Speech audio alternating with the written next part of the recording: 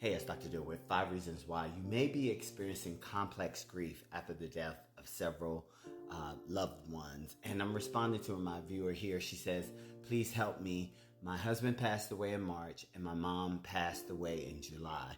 Why do I hurt more for my husband?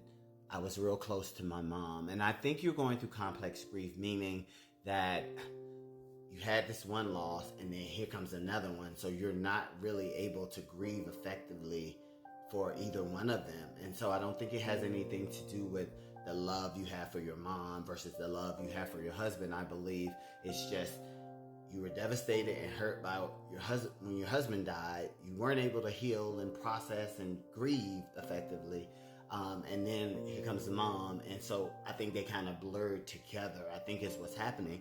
And that leads me to number one is that when you have complex grief, you're on a heightened mourning, basically that keeps you from healing. So you're always just in that grief state that you can't even heal. And that leads me to number two is grief is not naturally resolving. And how could it, when you lose one person and then a few months later you lose someone else? And that leads me to number three.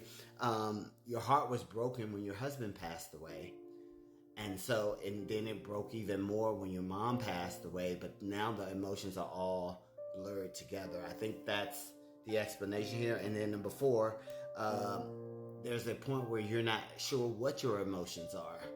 Like that's why I keep using the word numb, because I feel like you're sad that your mom died, you're sad that your husband died, and I just think it's just blended. And and that leads me to number five. It's hard to separate those emotions when you're losing one person after the other. So what I would suggest that you do is to just take some time to mourn husband and then take time to mourn mom and just do it until you feel like you're grieving both of them. I don't think it has anything to do with your relationship with your mom and your husband. I think they're just two major losses that happen close together and they're blurred. And hopefully this answers your question. Praying for everybody who has lost anybody. Praying for anybody that has lost several losses back to back. That is,